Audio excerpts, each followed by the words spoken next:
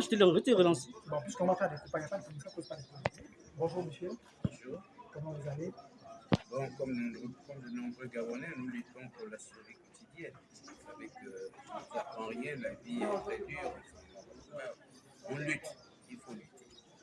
Voilà. Nous travaillons sur un recueillement des informations en rapport avec le département des sciences et de l'information et de la communication.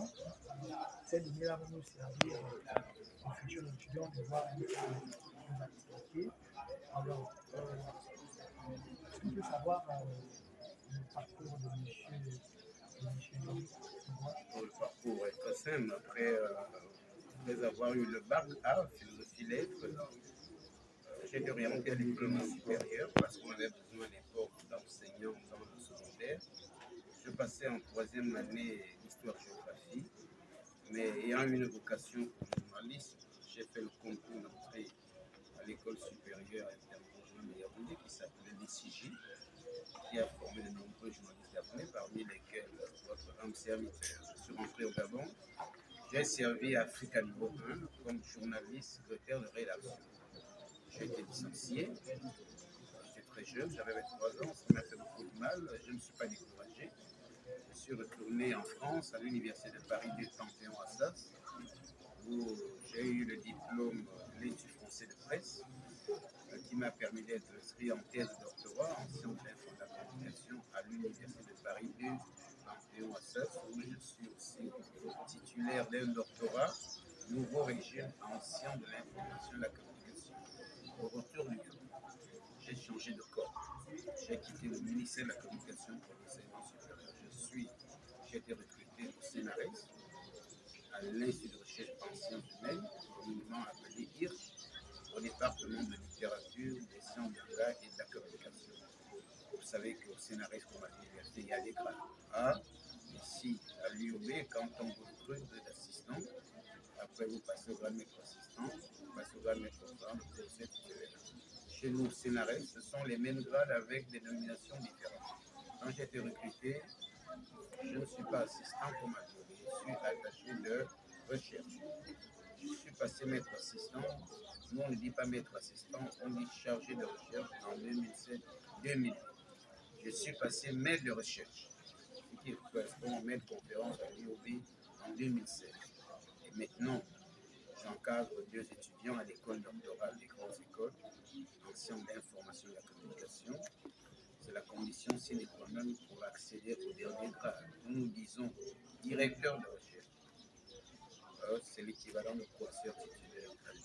Et puis, j'ai créé avec quelques confrères une instance d'autorégulation des médias qui s'appelle le Conseil gabonais de la liberté de la communication. Voilà. Et puis bon, on a créé, c'est pas encore un laboratoire, c'est un petit groupe de réflexion puisque il n'y a pas de nombreux Gabonais titulaires de doctorat en sciences des eaux et de la com qui se sont spécialisés dans la recherche. Donc, ce n'est pas encore un groupe, un laboratoire, nous tendons vers, c'est encore un groupe de réflexion. Nous espérons que parmi vous, certains ont jusqu'en thèse pour venir renforcer la masse critique. Voilà. D'accord. Merci pour cette précision encore. Mais est-ce qu'on peut savoir exactement quel est le nom de la matière que vous dispensez au sein du département? La matière, pour l'instant, je suis chargé de l'atelier radio, même si ce n'est pas proprement parler de l'atelier, on ne peut pas appeler les choses comme ça, parce que qui dit atelier dit équipement, un atelier radio, s'il faut être une cabine technique et studio radio. Je suis chargé de la communication, de la régulation de la communication. Je suis également chargé des conventions collectives. Voilà pour l'instant les podiums que j'ai disposés. Et puis quelquefois en master, l'histoire des médias. Voilà. D'accord. Monsieur, est-ce qu'on peut avoir votre point de vue en termes de reproches sur le département, surtout en licence 3? Je n'ai pas de rôle particulier, mais je vous dirais sincèrement que lorsque ce projet a été conçu, je fais partie des confrères, parce que les chercheurs, c'est d'abord j'aurais aimé comme nombreux confrères qu'on crée une école ou un institut. Pourquoi? Une école ou un institut n'aurait pas vu le jour sans des équipes. La formation au métier de journaliste comme la formation à tous les autres métiers de l'info et de la com, ne vaut rien sans des équipements appropriés. Ça veut dire que ce n'est pas l'esprit de la femme. Deuxièmement, vous voyez, on a un atelier d'une heure et demie. C'est une insulte pour l'atelier. Non seulement le temps qui est parti est suffisant, ensuite de suite qui est regrettable. Il n'y a pas d'équipe. On ne peut pas former des journalistes radio, télévision, journalistes d'agence, presse écrite sans équipement approprié.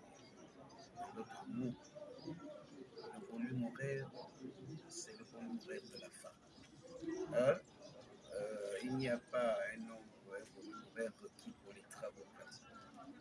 La formation au journalisme implique un volume horaire supérieur au volume horaire des machins quand il s'agit des travaux pratiques.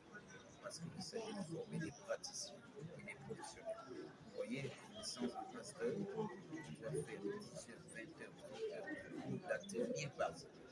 Et il faut que vous soyez en situation professionnelle. Vous ne devez pas aller découvrir l'antenne à Radio. Vous ne devez pas aller découvrir la télé, l'écran à Radio. Vous ne devez pas aller découvrir la presse à Radio. Voilà un peu ce qui, bon, le département a le mérite d'exister.